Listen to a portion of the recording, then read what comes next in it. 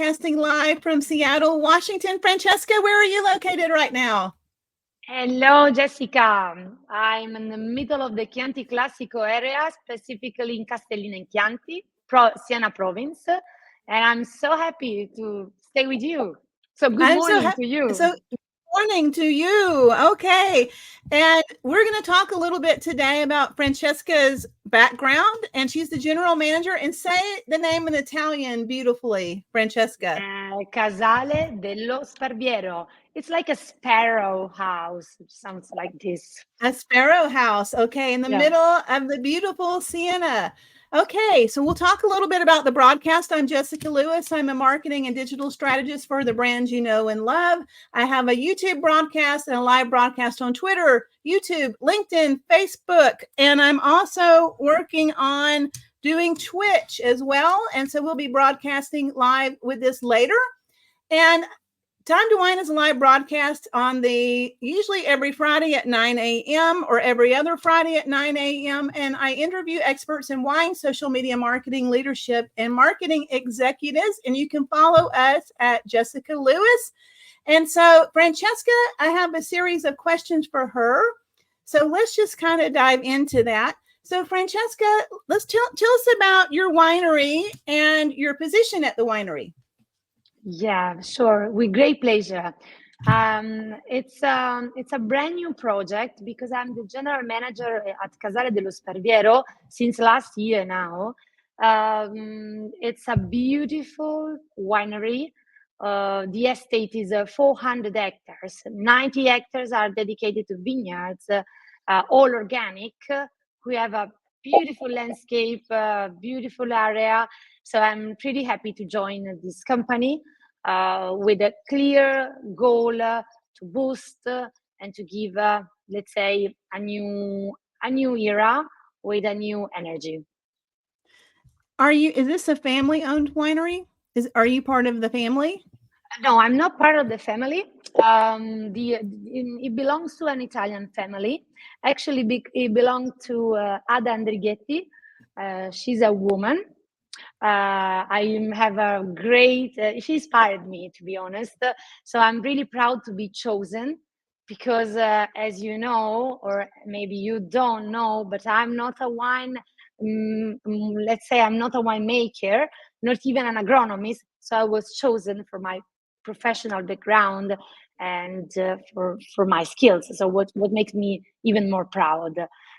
So it's an Italian story, actually. How old is the winery? The winery was acquired from Ada's father, date back 1970, and the acquisition was completed in 1999 because the estate is basically divided in two parties. One in the back, delimited with this lake, and one more in the lowest area, which is the main road through Castellina in Chianti. So it was joined together in 1999. Oh, nice. Okay, so what inspired you to transition from your previous field of study to the wine business? Let's talk a little bit about your education and how you moved into the wine business. Of course. I like the definition of myself as a daughter of Mediterranean Sea because I was born in Sicily, and I always felt the need of moving, searching for new things, exploring. So my wish was to become a diplomat. So I want to dive into diplomacy. And that was my field of studies. So I studied international relations with a specialization in strategy and diplomacy. And before even finishing university, I started a program at university in Sciences Po in Lille, in France. That's why I embrace also the French world. One of the milestones of my, on my pattern was this intern to the Italian embassy in Paris that then paved the way to my job in the Conseil de Coopération Économique, that was more focused into lobbying, boosting cooperation with companies, and spreading the formula of private-public partnership together with the European Commission, and also foster relations between, let's say, European institution and the private sector. So, that was completely I was feeling really Parisian at the time. There was no way for me to change, and I wasn't enthusiastic, to be honest. But, as you want me to continue to tell you, something You're a public happened. speaker, I can see.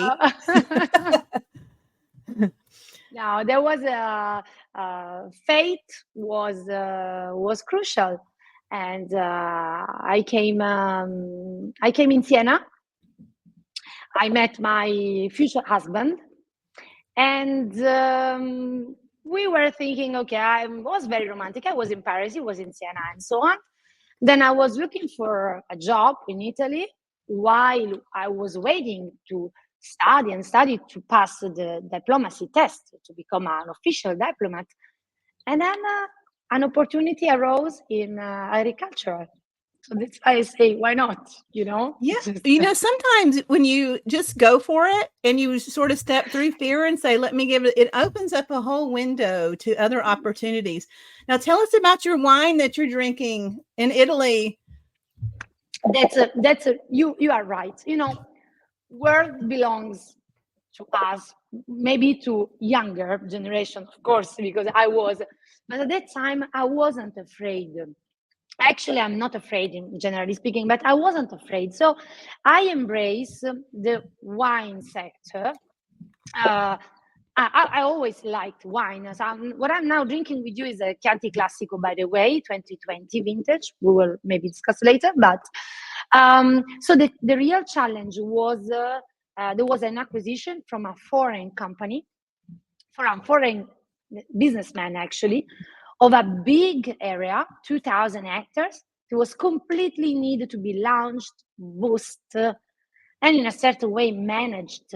As I told you, I always, I was invited to drink wine, not to sell wine, or, my experience with wine was really this cocktail or happenings, or honestly, if I had to find something in common, there was a lot of things in common from my previous background to managing an agricultural company.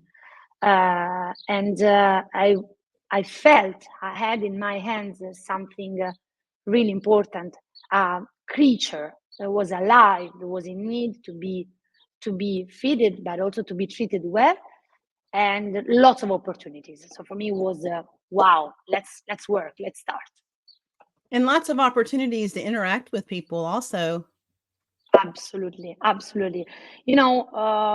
makes, in my opinion, of course, we are Italian. We know we are Italian. So for us, it's very, in a certain way, it's very easy to be open with people, and we are a big hero in hospitality. So for me, the main focus at the beginning was more hospitality business. So how can I boost this experience? At the same time, we have wine, and we have a great wine. So the real challenge was to create a customer journey that can underline the specifics, features of that company, but also about me. Because what was very nice sometimes, that people say, "Oh, this is your place." I say, "No, I'm just working here." But I really felt that place was mine, because I treated with care, or with the delicatesse that normally you have when you are in diplomacy, for example. But you have to pay attention on everything you say. Yes. So how has your unique background influenced your approach in the wine industry? Yeah, I mean, I'm very humble, even if I'm really open person. I'm very humble. So I might say that my sensitivity, my cultural sensitivity, and also my maybe my soft skills, like being very open mind, or treating things with really lots of respect and delicatesse. This helps me in what? Basically in creating the network you need to open the relations with people, and this is for me, it's an asset, because I was working with foreign people, but there are different aspects in this multiculturalism. There are different, of course, backgrounds, and I spent in the other company almost 12 years, and I work with different people with different backgrounds. I was very good, because I respect and I like people who have different opinions. I really like when there is an environment who helps you to these ideas, challenges. I don't know if it sounds clear to you. Oh, it does. Okay. Yes. As a woman in leadership position in the wine business, what challenges have you faced, and how have you overcome them? Oh, this is really interesting, because there are many ways of telling you, but this is I beg you to see my answer with a smile, to react with a smile, because I clearly remember my first day at job. I was with a plumber on the phone, and I was like, okay, I'm the new head of, because at the beginning I was more in charge of hospitality. So I need you to come and fix. And it just, I hear the guy say, who is this girl? Doesn't understand anything. So it was just, wow, it was awful. Because then I remember I ran down and I said, okay, now I become a plumber expert, because I have to compete and I cannot be treated like this. So yeah, of course, I was a woman in on a male world. I was a foreigner in Tuscany.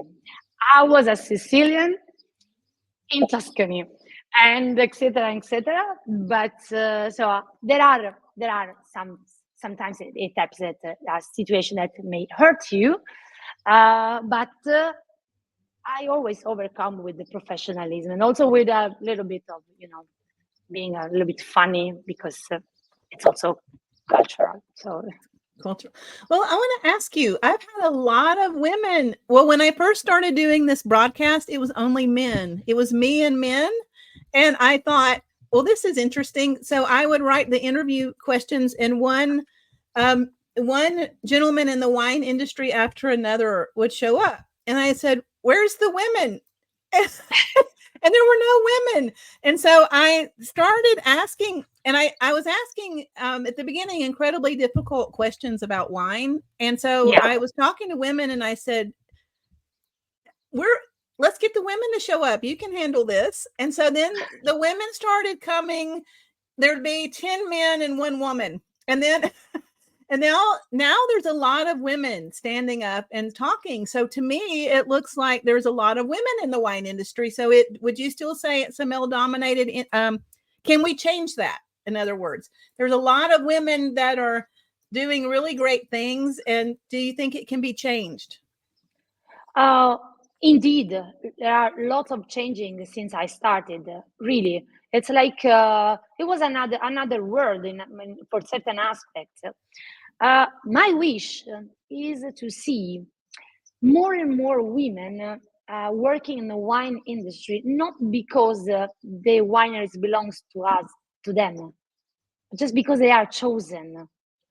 My wish is to see more and more, let's say, leadership in the hands of women, and I wish also to create really an environment where women can embrace this challenge, because normally ladies were gently invited to deal with communication, dealing with hospitality. No, ladies can deal with business management, definitely, because we have a clearly and I'm very confident in what I'm saying. We have a clear vision, because we know how to even settle a family. Aside from having children, we have really a vision. We have a delicatesse. We have an approach. We are women very concrete. So we don't have to be afraid in taking, the hard decision, or because I think we can really do it in a great way. So my wish is this: is just to let enter more and more professional, even from other sectors, to the wine business, because wine business needs managerial criteria. And probably different views, I would imagine. Yeah. A lot of times in marketing, a lot of times in companies, they'll have a marketing person that's worked in the company. And quite often, I think it's better to have someone out that can look at things from the outside also. I agree. So have you encountered any instances of pride or prejudice within the industry due to your gender, and how have you addressed them? It's similar to what we were just talking about, but do you have anything else that you would want to talk about in that area? Oh, this is interesting what you said, because I want also to tell you something that really happens to me, and I hope this message will be useful to all ladies, to all girls, that because I remember during a job interview, one of the questions was, because just to say, I'm not a moralist. I have no problem if you're asking me my age, my religion, my gender. It's not really my problem. I remember I was asked how you do with kids, how you organize yourself. So there was a big group. I was actually, I hope to get that job, because was for me very interesting. But the question was a very tricky one: how you organize with kids? And I answered, "That's my husband who is home," which was not where, it's not true, because, but believe me, I answered, "That's my husband. Stay home." It's just like we in Italy we say "mammo," because it's terrible words, so mammo. So it's funny, because then I just get back to one of my memorable experience that pushed me to say, okay, you have to believe you can do it. I remember when, with the previous company we hired, our CEO was a woman. She was 45. She's a friend of mine now. And I was so happy she got the job, because finally, the company was lead from she's a great professional in wine, but she was in the role, and I said to myself, this can happen to me, and then of course it happens to me after a while. But so it's true, there are some situations that of course happens, but again, where it seems like someone's trying to demean you a little bit. So what advice would you give to other women looking to pursue a career in the wine industry? Oh, definitely fix a goal, run for it, no fear at all, just study, learn, because our journey into learning, it's never ending, believe me. And then in my opinion, it's important to have some mentors, and I have like 4 people really that I'm grateful to have the chance of met, because they inspired me. And so in a really, really humble way, just go for your goal, challenge the stereotypes, and because world is changing. Of course, the world is changing. It's not the words of our parents, not even. I'm 40, so I'm in the middle. It seems that I'm in the middle, but now kids, for example, have no problem in say mommy's work, mommy's late, so they have no problem in say, so just do it, and you can do it, because I have 2 children, by the way. So just to get back to the stereotypes of the prejudice, I remember when I announced that I was pregnant, the reaction of my former boss, the owner, was an email to say, oh my God, now how we can organize ourselves. And I react with empathy, and in a certain way, also in a nice way. I say, just don't worry, I can do it. I can manage. So you see, we are all here. We can manage washing machines with the numbers and Excel files without any problem. I don't know if this is happening in Europe, but in Seattle, it's quite common. It's quite common now a lot of the positions are hybrid, which means we're also on in Portland. If you go to work on Tuesday, Wednesday, Thursday, and you're off Monday and Friday, and you're working from home, or my husband has a position where he's one of the managers and he can work at home all week. Sometimes he has to be in the office more, but it's nice if you have children, or do you have that in Italy? Is that going on where the hybrid positions?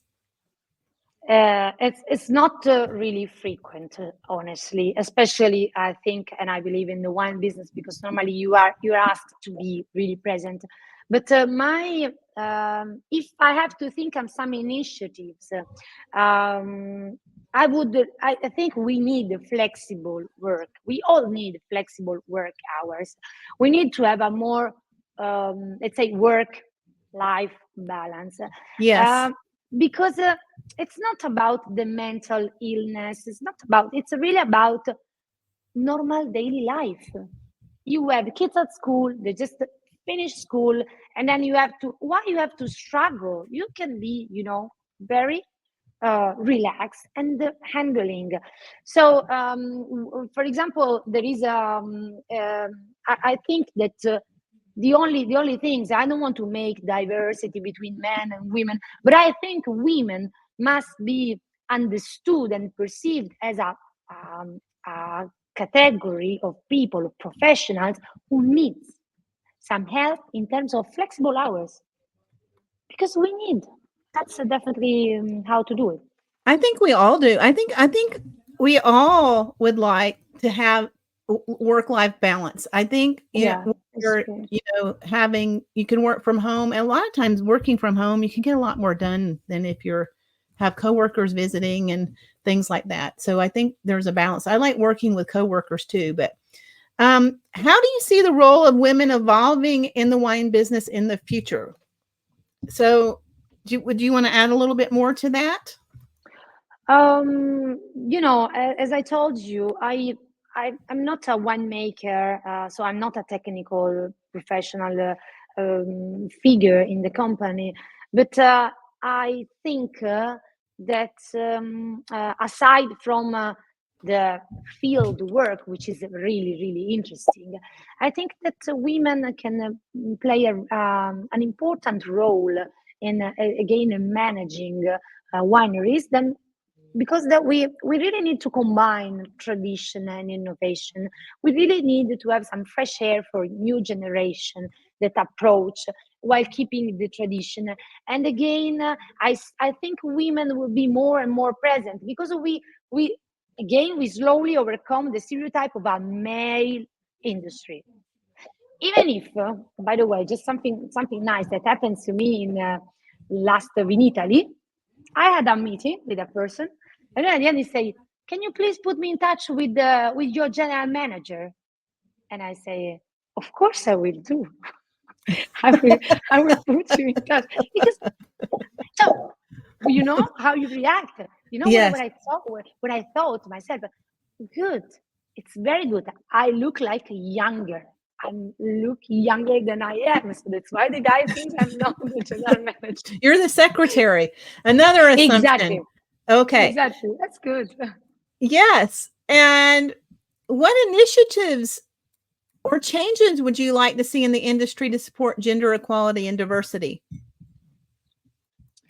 We need to boost a little bit, in my opinion, education program. We need to be more and more prepared, even from a university and from really the basis of our study. Because I remember, even when I came here, I didn't know about the big university of really things that I could do. So I think that we have to foster education as always, and then try to slowly change a little bit the mentality that sometimes in certain rural area are really hard to die. Everything starts with the education.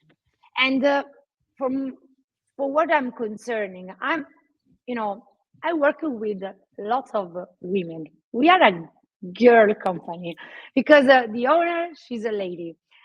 She's a 67, so it's okay to tell the age, but just to give you an idea. So she's on the other generation than me. I'm 40, and I work with 25 years average all girls. Crucial, because the commercial department, administrative, and what I'm always say to them is that your ideas are welcomed. Your way, your being young is encouraged, because you don't have to be and you don't have to be afraid of fail. So I really hope that young people, women, can find a good environment for them, for their expression, for being themselves, and to take pleasure, having fun in what you're doing. And you can do it really seriously, but you have to really have this pleasure of running your day-to-day operation at work. This is very important. This is very crucial. What is your do you have a wine education? My wine education is a day-to-day basis. No, Okay. I secretly study, believe me, because I want to be, but I definitely I didn't have really the time to be focusing to wine education, but I learn day to day. So for me, it's really important. But I hope to, when maybe my kids will be a little bit grow up, so in the evening there will be more time. Yeah. Well, what they needed from you was your other experience, not necessarily the wine. When I was teaching in Italy, my students, so my background is marketing and social media. So I didn't know a lot about wine. And so I went to the wineries and we were writing marketing plans for the Italian wineries in Italy, in Siena. And I said, I don't have a lot of background with wine. Can you help me with that part, and I'll help you with what they wanted was the marketing and the social media. So was more important than I've been studying wine too. It's really, I find it fun to study wine. So, okay. So how do you balance tradition and innovation in your approach to winemaking and business management in Italy? Good question, Jessica, because it's always it's really, really, really it's really crucial. You fight every day with tradition. Well, for me, innovation is really paying attention to what is happening outside. This means some crucial elements in terms of climate changing, and so our agriculture, our way of approach agricultural, our way of approach vineyards must be in a certain way open to what is happening, and not have fear of a break with some tradition. We last year was a terrible year for especially for Casale dello Sparviero, but by the way, most in Italy, for all the illness linked to the vineyard. So I think that we have all to be we are all concerned, but we have to be attention. So being more sustainable, making concrete actions, pay attention on the water. Because, for example, we have 2 lakes here. How lucky we are! Because we just planted the new vineyard, 4 hectares. We're gonna probably make an irrigation system because we need. So at the same time, just remember the traditional agriculture told us and show us that we don't have to, exploit the production. We have just to wait the time necessary. So and this is concern also me, especially, I need to be more patient. So I needed to learn from the tradition and being patient in waiting, not to be too much, stressed about, what's going on, what we can do. So this is an important, in my opinion, things to be put together. And also in the wine segment, in terms of product, just don't forget that, for example, we belong to this important Consorzio del Chianti, 100 years of experience. So Of course, we know that the taste of people may change, but don't forget, about the tradition, about what the previous people do, and trying to have a good balance. It's like a work-life balance. This could be a good balance between tradition and innovation. And I wondered in Italy, because there's such a long history of tradition. The United States, we have traditions in different ways, but Italy has, centuries of tradition, and then adding new innovation into that has to be pretty interesting culturally. What accomplishments are you most proud of on your journey in general and in the wine business?